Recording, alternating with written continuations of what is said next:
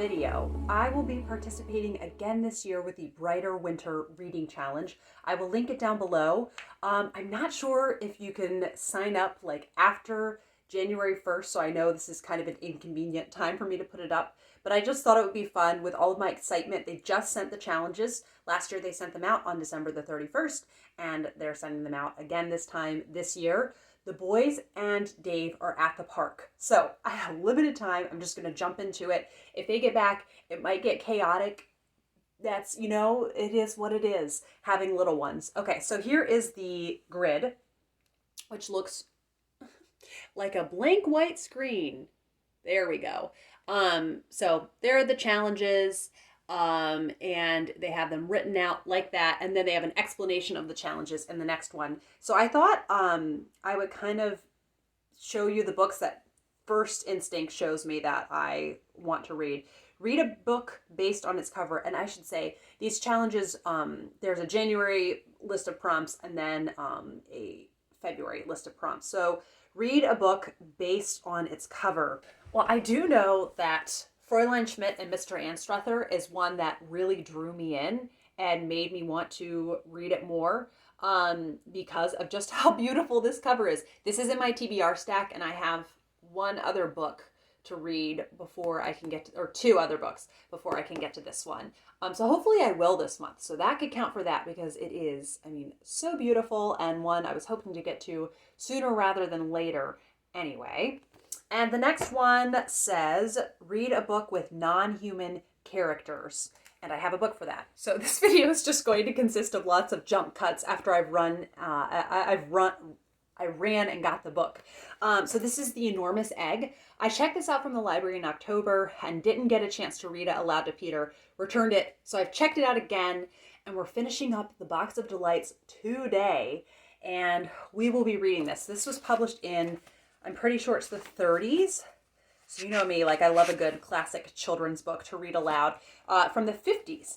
And in this book, there's a class that gets a big egg.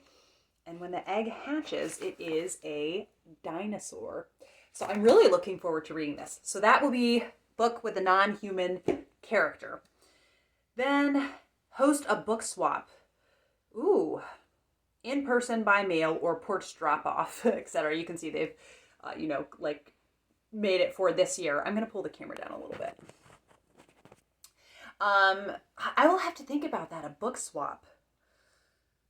Okay. Read a poetry book for at least 20 minutes. I know the one I want to do. On and off again, I have been reading Gerard Manley Hopkins' poetry collection, and it is stunning. One of the poems, it just took my breath away. I couldn't speak for several minutes after reading it. So I definitely want to continue reading this. And this was on my Booktober TBR. I haven't told this story on BookTube. And I came down with it on October 1st, brought it downstairs when we were living with my parents, and was all set up to read it and wanted to read it. And then I couldn't find it. And then October 2nd rolled around, October 3rd, October 4th. And eventually I said, you know what? I'm going to find it on November 1st. And guess when I found this? November 1st. So sure enough, I want to keep reading this. So I'll definitely read at least 20 minutes of it. I would love to read just a poem out of it a day and slowly make my way through it and savor it. We'll see what happens. Read a book with a 3-word title. Subtitles are excluded from the word count. Okay, so this one doesn't I don't think it even has a subtitle, but are you ready? Crime and Punishment. I think at this point my January TBR isn't out yet. So I am reading Crime and Punishment with a group of people, and this isn't terrifying at all, right? All the tabs for all the days. We're going to see how this goes. I've heard from other readers it's not as intimidating as you think it's going to be, and it is such an iconic murder mystery. So me being such a mystery lover, I should read it. So I'm going to read it. I don't know how it's going to go. I'm feeling very intimidated, but I haven't read nearly enough Russian literature. So, read a book published in 2020. That I might struggle with. A book published in 2020. So I should have thought right away, oh wait, mysteries.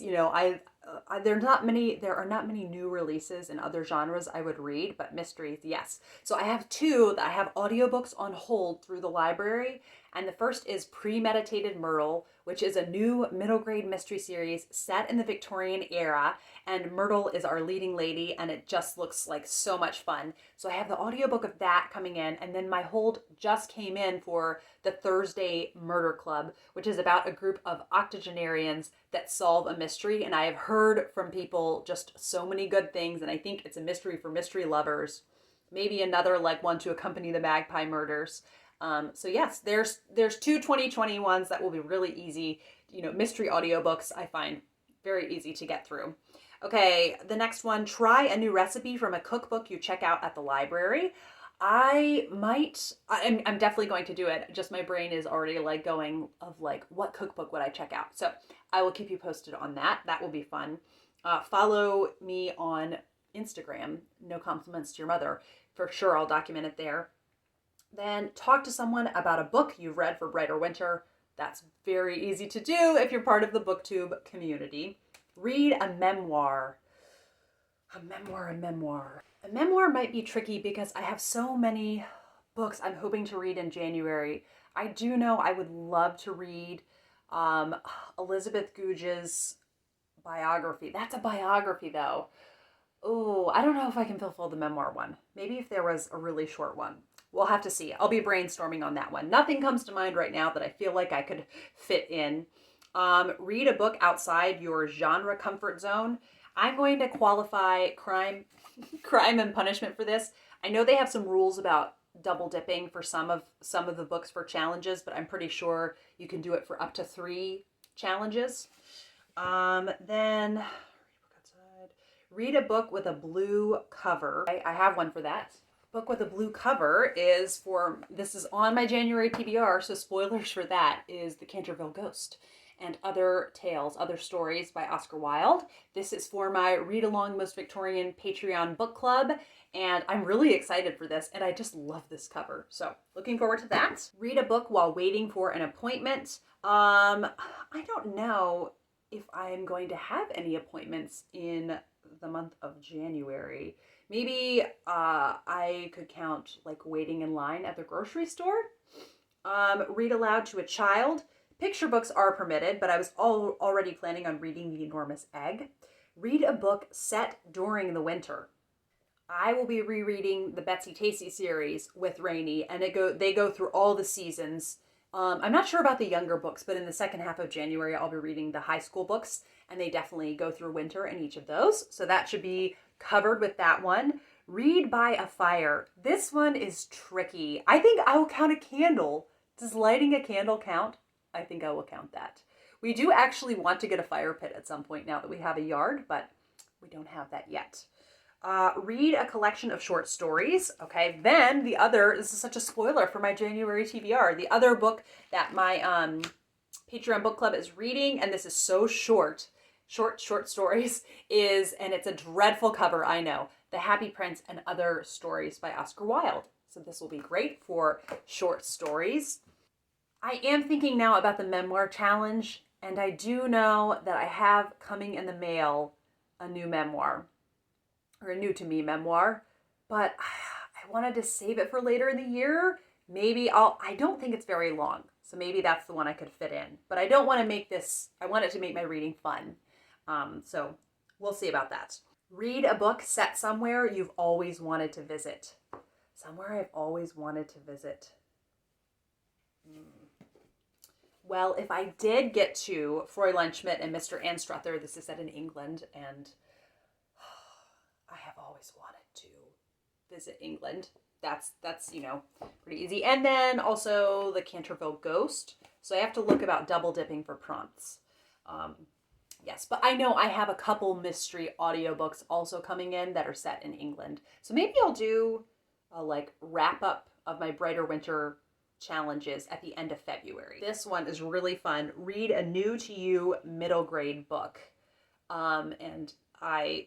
Middle grade. I love middle grade. And I'm already so excited for Middle Grade March, which is a readathon hosted by Krista from Books and Jams and Katie from Life Between Words.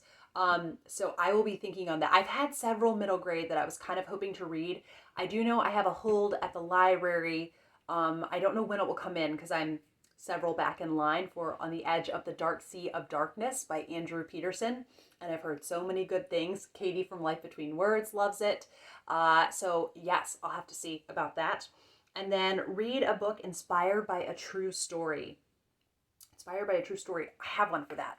And it is A Royal Experiment, The Private Life of King George III by Janice Hadlow. And this is also called The Strangest Family, but it's a, what was I going to say? It is about this family, and Mad King George is what he's sometimes called. He was the man who was king at the time of the American Revolution. So definitely a very interesting time to be the King of England. And it has only 15 chapters, but you can see it is lengthy. This is in my Chunky Books TBR, so again, spoilers for my future videos. And it only has, like I said, 15 chapters, but they are very long chapters because this is, how long is this book? There's a lot of like endnote pages, so I have to see here. It's 615 pages. So if I just read a chapter a day, I could finish this, a chapter every other day, I meant to say. I could finish this over the month of January. So we'll see. I'm trying to work this into like the books I was already planning on reading, but then it will make it fun to, you know, complete this challenge. And kind of cheer up winter is the whole kind of goal of the Brighter Winter Reading Challenge. Then read a classic. So if I can count Crime and Punishment for another one, but then, oh, okay, I have one for that too, actually. I just realized. The semi-attached couple and the semi-detached house. I always forget the order of how to say those. And this is by Emily Eden. It's a Victorian classic I've been wanting to read for a while, and I will be reading it for my Literary Parlor book club in the month of January. I'm really excited to read this. I have to have it finished by the 17th, so I have it tabbed up how much to read up until the 17th, but I'm going to not pick it up until tomorrow, January 1st, and I'm looking forward to that. And then it says there is a bonus challenge of if you read a book with 500 plus pages. So depending on what I can count, how many I can count for multiple ones, I mean, this one is definitely more than 500 pages. And is this one more than 500 pages? Oh, it's divided up into the two books, so it has, you know, 250 pages at the end of this. This is more than 500 pages. So I need to look at the rules again to see if I can count books for more than one. So I will keep that memoir a mystery because I do, now I've spoiled for some of my January TBR and my Chunky Books TBR. And I want to keep my book haul kind of very mysterious. So that is all for the Brighter Winter Reading Challenge. I was so excited waiting for it to come into my email today, and I will leave it at that. Maybe I'll give you like a bonus video day where you get to see this in case you did still want to sign up. Yes, so I will leave all the information down below and be back for another video soon. Bye.